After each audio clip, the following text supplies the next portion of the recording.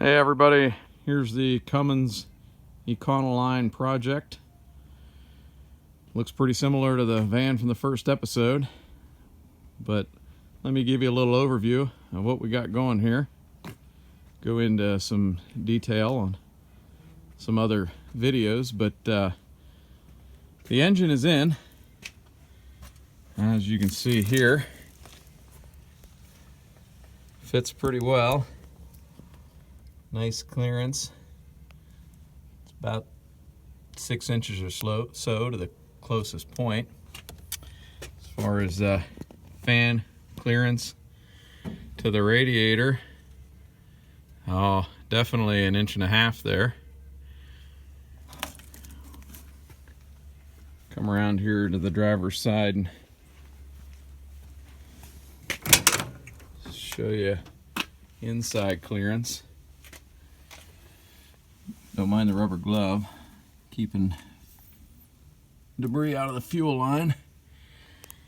Here's the mounts I got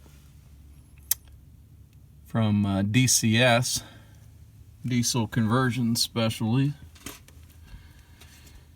out of Montana. These actually fit a 92 to 98 Econoline, so if anybody's wondering if they'll work, the driver's side worked perfectly, and I can show you on the bottom side here.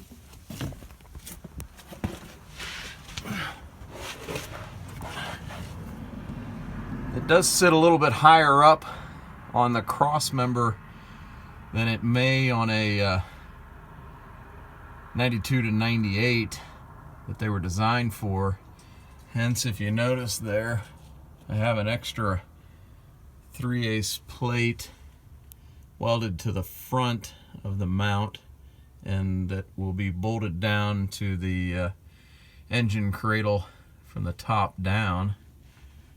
I did have to drill a couple of holes, but a couple of them did line it right up. The passenger side, which I'll show you from the other side,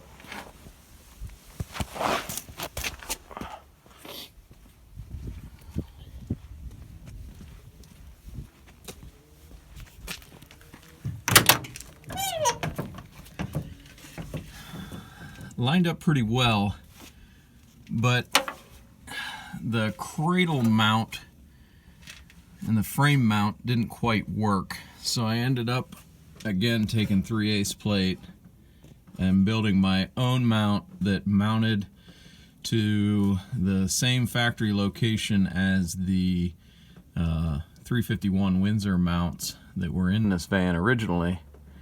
Now, if you'll notice, I don't think it really makes much of a difference, but on the passenger side, I did use the different bolt hole option than I did on the driver's side, mainly to make things line up a little bit better on the frame as far as the bushing was concerned. It kind of centered this piece height-wise on the frame rail, so I thought that worked out a little bit better. But got the NV4500 in, and aside from a little bit of clearance there to the bell housing of the transmission, it fits pretty good. You got lots of room on the driver's side, and that'd be for the rear air conditioning. There's well, I should say rear HVAC, and I still got plenty of space as well.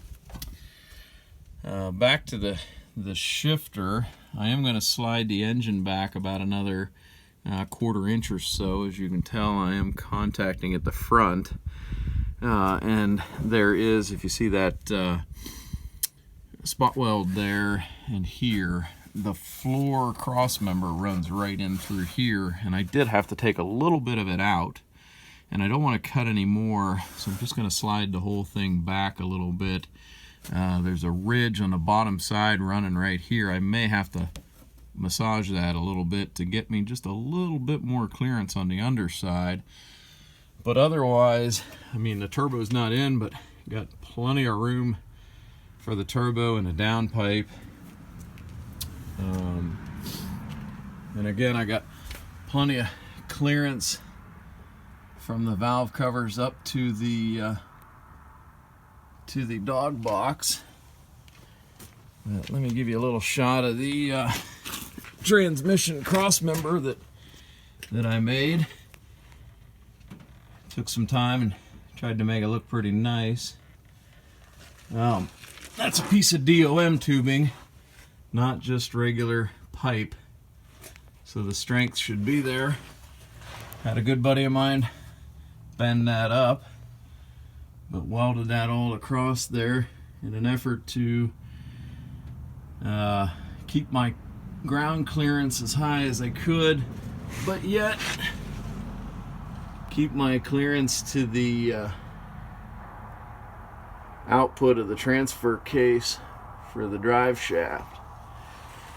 So that is the Dodge 241 transfer case with the Gear Vendor adapter on the back of that. The Gear Vendor unit is not installed yet, but as you can tell, I got plenty of clearance to all of the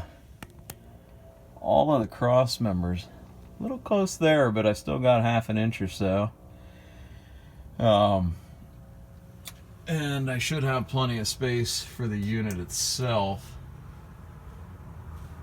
But I tell you what, it's like it was made for it. So I'll cut this one off and start another video here soon. Thanks a lot. See you back.